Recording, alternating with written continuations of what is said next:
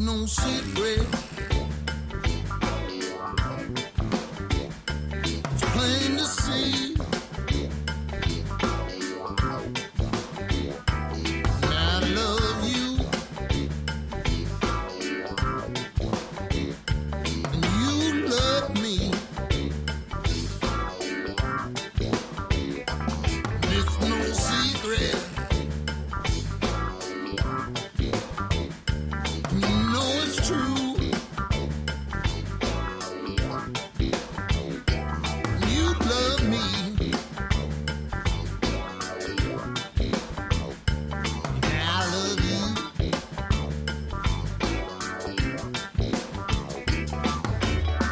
The only time we seem to meet is in the middle of the night. Only then can I feel your heartbeat. Till something's not right. Together I see you and me, always and all time. But not everyone would agree. To them it's a crime. It's no secret. It's plain to see. Yes, I love you. And you love me. And it's no secret. You know it's true. You love me. Yes, I love you.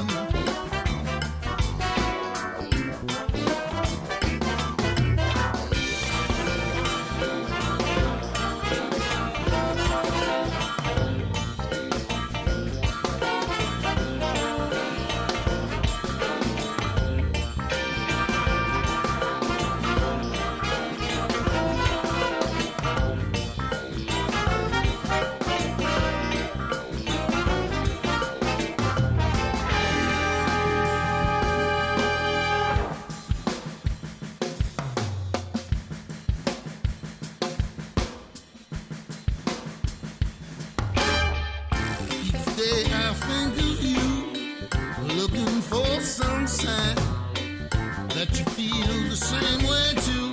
And I know you're mine. We can't use no telephone, but others can hear. And all I get is a dial tone, but the message is clear. It's no secret. And it's plain to see.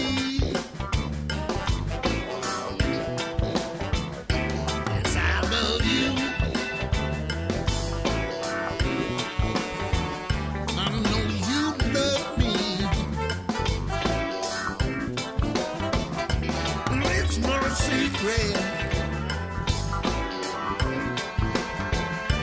You know it's true. You love me. Yeah, I love you. Yes, I do.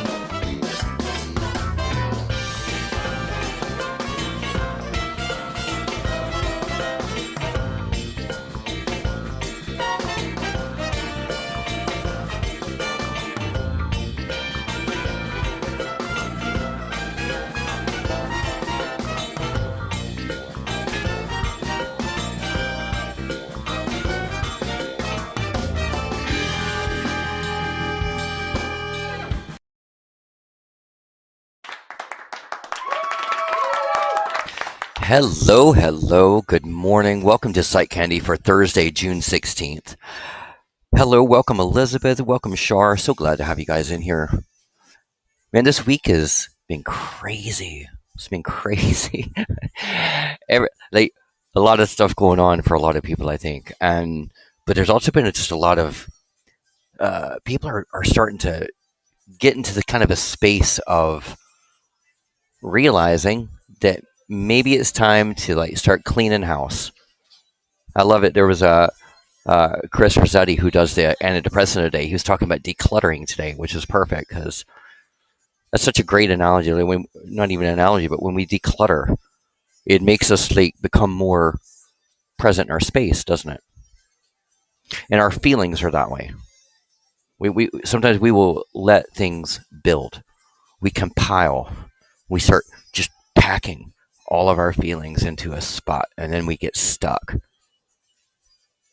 And then one problem with a lot of those feelings that kind of start creeping in is we can feel something hard enough, long enough, that we start believing everything that we feel.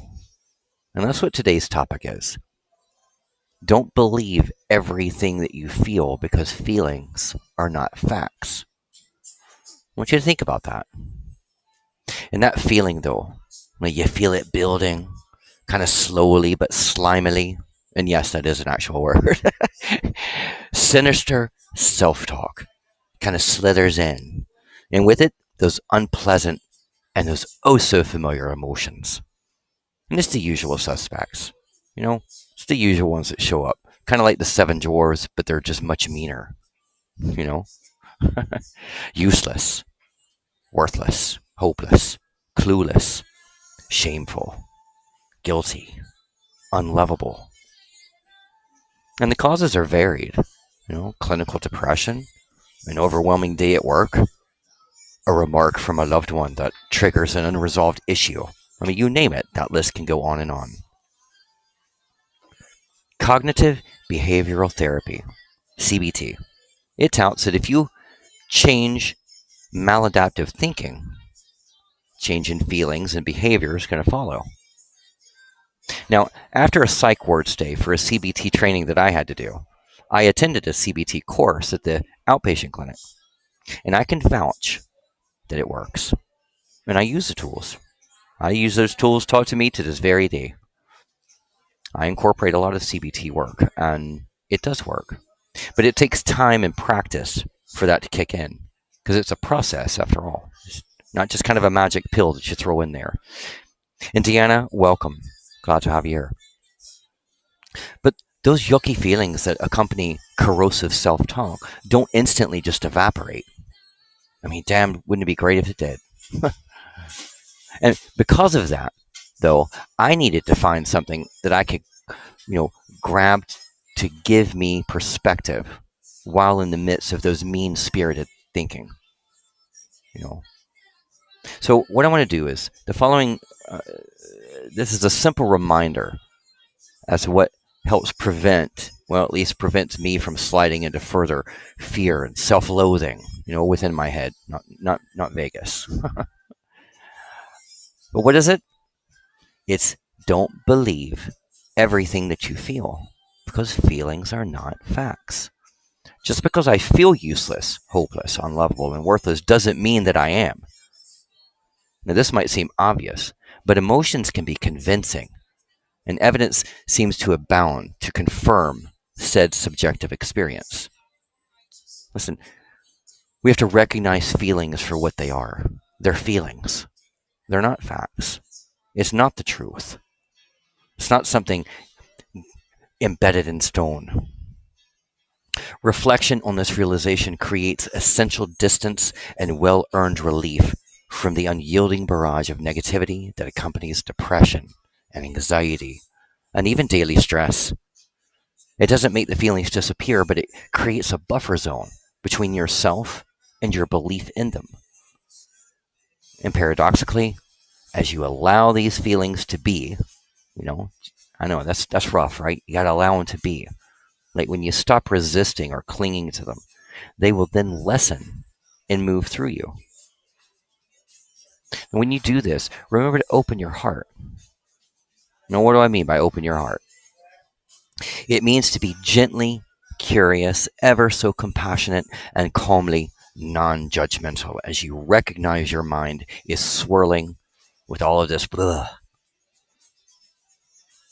You've been calling yourself names and believing those mean dwarves in your head. So here's the 5 touchstones I want you to remember. 1, don't believe everything that you feel. 2, open your heart. And 3, just because you feel like crap doesn't mean that you are crap.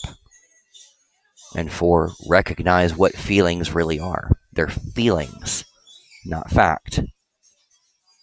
And my 5th one is repeat 1 through 4 that I just shared with you as needed until you've provided enough distance between you and your belief in the feelings.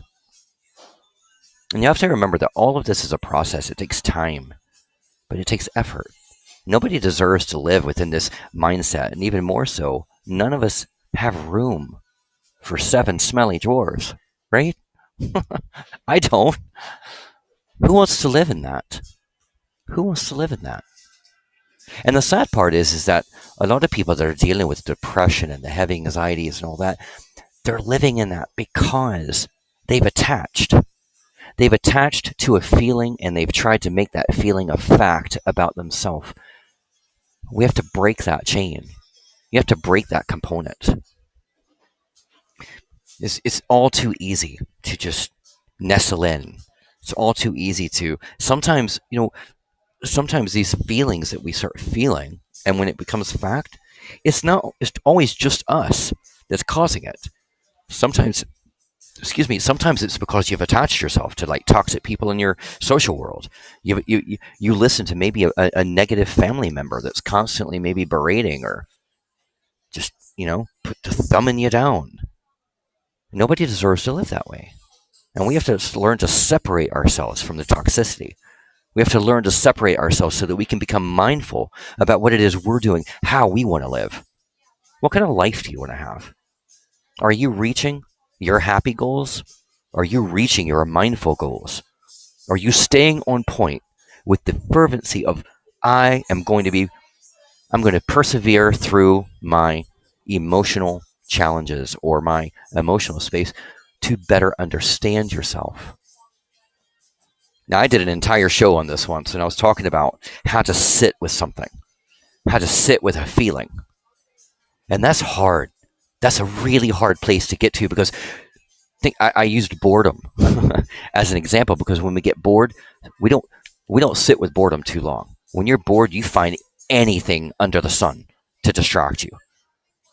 Put the TV on, put on some music, grab your phone, get on Facebook. Do whatever you can, opposed to just sitting and just being. And for you to best understand your feeling, you got to sit with that feeling. How are you going to understand it if you don't really let yourself sit through it? That was something I said earlier on in this topic, was we have to let things move through us. We have to let a feeling actually sit there for a moment so that we can really learn, how is it affecting me? How is it affecting my views right now? How is it affecting my mood, my physical space? How is it affecting my body? How is it affecting my mind, my direction? Am I thinking clearly? And when you sit with something, you start to now begin that process of building an actual a structure, a strategy. You got to build a strategy sometimes to deal with those 7 smelly dwarves that come in. You got to start kicking them out as soon as they're coming in, with their pillows and blankets and trying to nestle in and move in on you. You got to say no. No, I'm not going to have it. I am not useless. I am not worthless. I am not unlovable. I am not just a ball of negative nothing. You are a beautiful human being. You have a beautiful life and you have a beautiful story. And we've all come through stuff and we've all come through hardships and challenges. And some of us have been through just terrible traumas and all sorts of things. Bad childhood, you name it. But that's part of our human life, isn't it? But we learn from those things and we want to grow past those things. Now, I do want to open the stage up. If anybody wants to come up and share on this topic or just share your experience, I would love to hear from you before I start wrapping up.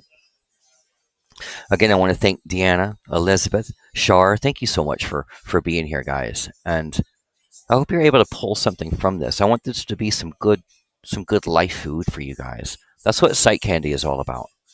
My tagline for PsychCandy is morsels for the mind, life, and love. That's what it's intended to be. I want you to nosh on it. I want you to embrace it. My goal for you is that you elevate to be the best version, the happiest version of yourself that you can be.